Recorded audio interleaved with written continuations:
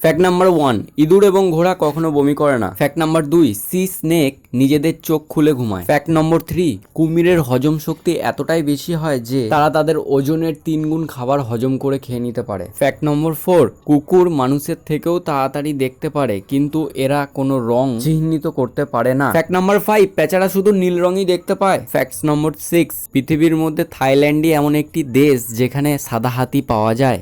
Fact নম্বর 7, বিছেরা নিজেদের জীবনকালে একবারই বাচ্চার জন্ম দিতে পারে আর এরা বাচ্চা জন্ম দেওয়ার পর কিছু সময় পরই মারা যায়।